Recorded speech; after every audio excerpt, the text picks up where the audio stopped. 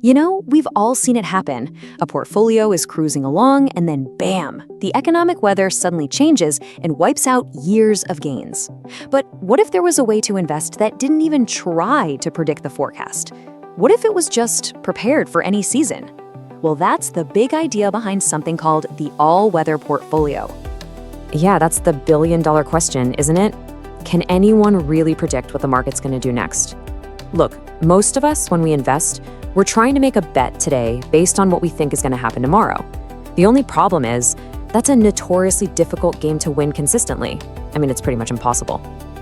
And this quote right here, it really gets to the heart of what we're exploring.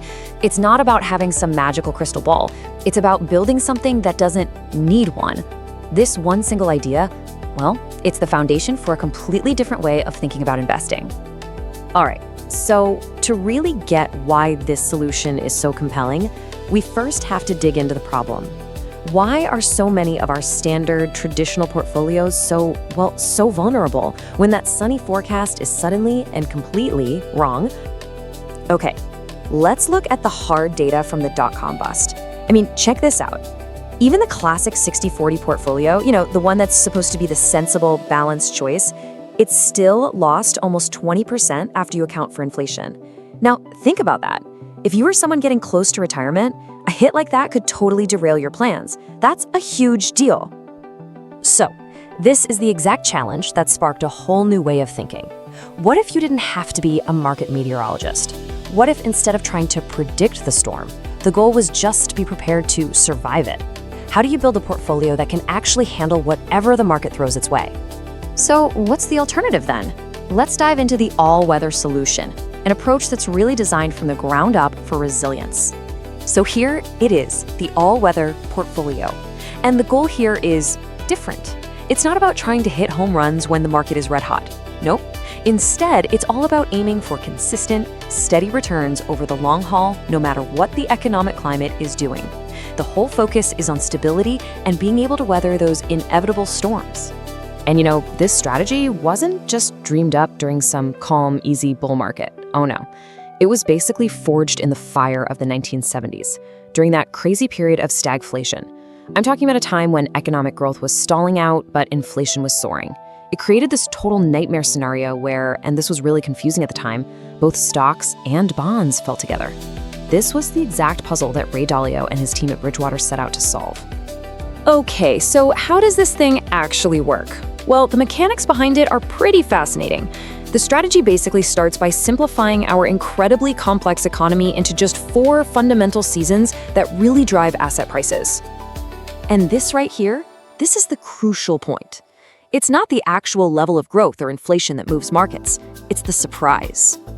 Think about it. If everyone expects 2% inflation and we get exactly 2%, not much really happens, right? But what if we get 4%? Whoa, that is the kind of surprise that sends markets moving.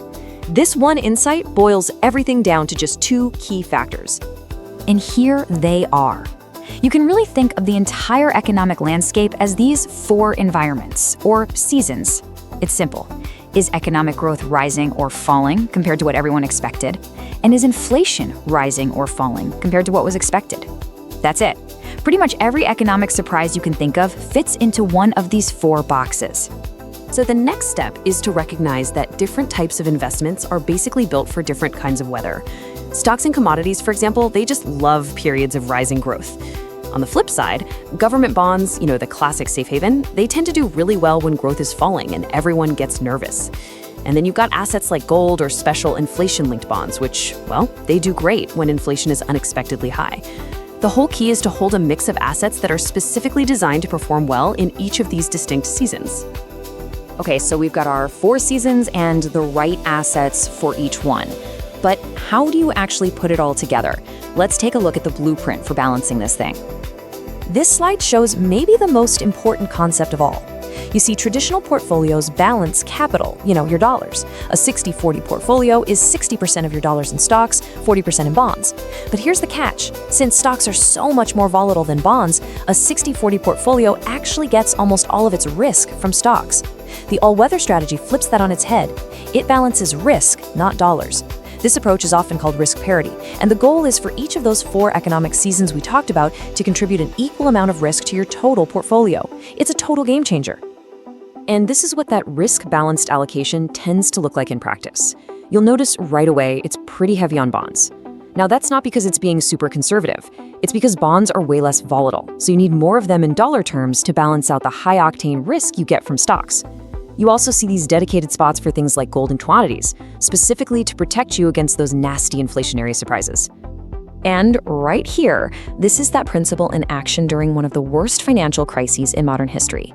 From late 2007 to early 2009, the S&P 500 just cratered, falling by over 50%. A sample all-weather portfolio, though, its maximum loss was just under 22%. Now, don't get me wrong, a 22% drop is still painful, nobody likes that, but it is a world of difference from seeing your portfolio get cut in half. That's the difference between a major setback and a potential catastrophe for your life savings. But of course, no strategy is a silver bullet, right?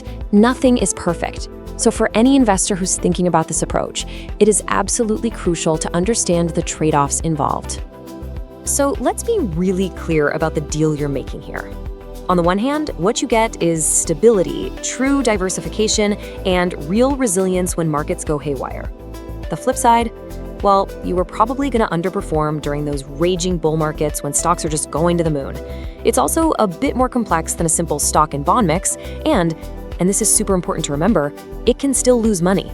The goal is to be resilient, not invincible. So ultimately, the whole all-weather philosophy asks us to shift our focus. It suggests that since we just can't know which economic season is coming up next, maybe the smartest path is to own a portfolio that's prepared for any of them. It's a fundamental change in thinking, away from forecasting and toward readiness.